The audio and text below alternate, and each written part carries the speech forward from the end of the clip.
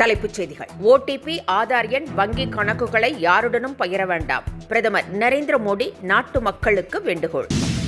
முதலமைச்சர் மு க ஸ்டாலினுடன் காங்கிரஸ் மூத்த தலைவர் வேணுகோபால் சந்திப்பு. தேர்தல் பேச்சுவார்த்தை குறித்து முக்கிய ஆலோசனை. நான் முரட்டு அடிமை என்றால் பாஜகவுடன் கூட்டணி வைத்த உங்க தாத்தா கருணாநிதிக்கு என்ன பெயர் வைப்பீங்க? துணை முதலமைச்சர் உதயநிதி ஸ்டாலினுக்கு இபிஎஸ் பதிலடி. தமிழகத்தில் இன்று எஸ்ஐஆர் இறுதி வாக்காளர் பட்டியல். மாவட்ட தலைநகரங்களில் தேர்தல் அதிகாரிகள் வெளியிட ஏற்பாடு. தேர்தலில் போட்டியிட வாய்ப்பு கொடுக்காவிட்டாலும் களப்பணியாற்றுவேன், குஷ்பு உறுதி. இனி விரிவான செய்திகள். ஓடிபி, ஆதார் எண், வங்கி கணக்கு போன்ற தகவல்களை யாருடனும் பகிர வேண்டாம் என பிரதமர் நரேந்திர மோடி வேண்டுகோள் விடுத்திருக்கிறார். மனதின் குரல் நிகழ்ச்சியில் பேசிய அவர், டிஜிட்டல் கைது, நிதி மோசடியில் ஏராளமானோர் குறிவைக்கப்படுவதாகவும் மூத்த குடிமக்கள் தங்கள் வாழ்நாள் சேமிப்பை இழப்பதாகவும் வேதனையுடன் தெரிவித்தார். இந்தியா இஸ்ரேல் உறவு இரண்டு உலக தலைவர்களுக்கும் இடையிலான ஒரு சக்தி வாய்ந்த கூட்டணி என இஸ்ரேல் பிரதமர் பெஞ்சமின் நெட்டன்யாகு நம்பிக்கை தெரிவித்திருக்கிறார். பிரதமர் நரேந்திர மோடியின் இஸ்ரேல் பயணம் குறித்து தனது அமைச்சரவையில் பேசியதை அவர் தனது எக்ஸ் தளத்தில் பதிவிட்டுள்ளார். ஜெருசலமில் மோடியை சந்திக்க உள்ளதை ஆவலுடன் எதிர்பார்ப்பதாகவும் இரு நாடுகளின் கூட்டாண்மை மற்றும் ஒத்துழைப்பு புதிய உயரங்களை எட்டுவதாகவும் இஸ்ரேல் பிரதமர் தெரிவித்திருக்கிறார். தமிழகத்தில் எஸ்ஐஆர் பணிகள் நிறைவடைந்து இன்று இறுதி வாக்காளர் பட்டியல் வெளியிடப்படுகிறது. ஒட்டுமொத்த வாக்காளர் பட்டியல் விவரங்களை மாநில தலைமை தேர்தல் அதிகாரி அர்ச்சனா பட்நாயக் வெளியிடுகிறார். மாவட்ட வாரியான பட்டியலை தேர்தல் அதிகாரிகளான அந்தந்த மாவட்ட ஆட்சித் தலைவர்கள் வெளியிடுவார்கள்.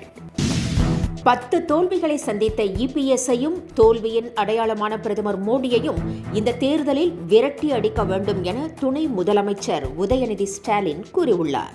கோவையில் நடைபெற்ற திமுக இளைஞர் அணி நிகழ்ச்சியில் பேசிய அவர், திமுக ஈடிக்கும் பயப்படவில்லை, மோடிக்கும் பயப்படவில்லை, மோடியின் தந்தை வந்தாலும் பயப்பட மாட்டோம் என தெரிவித்திருக்கிறார்.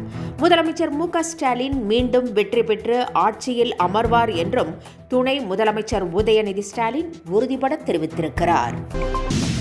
முதலமைச்சர் மு க ஸ்டாலின் தலைமையில் தமிழக அமைச்சரவை கூட்டம் இன்று நடைபெறுகிறது. மாலை 5 மணி அளவில் நடைபெறும் அமைச்சரவை கூட்டத்தில் புதிய தொழில் முதலீடுகளுக்கு அனுமதி வழங்குவது தொடர்பாக விவாதித்து ஒப்புதல் அளிக்கப்பட உள்ளது. சட்டமன்ற தேர்தல் நடைபெறவுள்ள நிலையில் இந்த அமைச்சரவை கூட்டம் மிகுந்த எதிர்பார்ப்பை ஏற்படுத்தியுள்ளது. இம்முறை தேர்தலில் போட்டியிட சீட் கிடைக்காவிட்டாலும் களப்பணியாற்றுவேன் என குஷ்பு தெரிவித்திருக்கிறார். மாநிலம் முழுவதும் பரப்புரை மேற்கொள்வேன் என்றும் தேர்தல் வேலைகளை பார்ப்பேன் என்றும் கூறியுள்ளார். மேலும் கூட்டணியில் தொகுதி பகிர்வு முடிந்த பிறகுதான் தனக்கு போட்டியிடுவதற்கான வாய்ப்பு கிடைக்குமா கிடைக்காதா என்பது தெரிய வரும் என்றும் தேர்தலில் மகத்தான வெற்றி பெறுவோம் என்றும் குஷ்பு நம்பிக்கை தெரிவித்திருக்கிறார்.